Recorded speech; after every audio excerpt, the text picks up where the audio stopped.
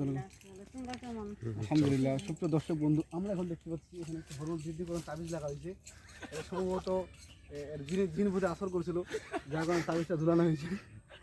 এটা একবার অরিজিনাল তাবিজ, যার মধ্যে এক টুকরা ইটের টুকরো আছে, মাঝে একটুকু সবুজ মাল আছে।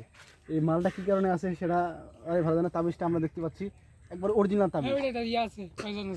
হ্যাঁ, এই মালের মধ্যে যে আমার জানা মতে এটা পোকা নিষ্কানের জন্য রাখছে। এটা তাবিজ।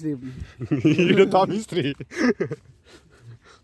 ওই যে টিকিট কাউন্টার গুলোর সাথে কিছু কথা বলতে হবে। ওইখানে একটা বড় তাবিজ আছে, যার মধ্যে কিছু পোকামাকড় আটকা পড়েছে, আমরা দেখতে পারি। অবশ্য ওইখানে ভিতরে কি যাওয়া ঠিক হবে?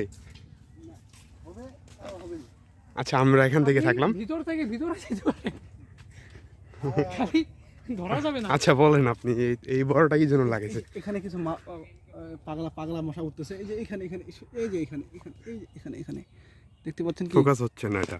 যাক, এগুলো হচ্ছে ওই অদৃশ্য জিন, এই জন্য দেখা যেতেছে না। এই জিনগুলোকে বন্ধ করার জন্য এই মালটা ব্যবহার করা হয়েছে। গুড। এখন একটা লাইনের কথা বলছে। এখন এটা গেট না? হ্যাঁ। টিকিট তো গাইস, আমরা এখন তুই অবস্থা বানাবো। বল যে আমরা চলে যাচ্ছি। তো গাইস, আমরা এখন ঐতিহ্যবাহী মালটা বাগান থেকে বের হয়ে যাওয়ার পথে।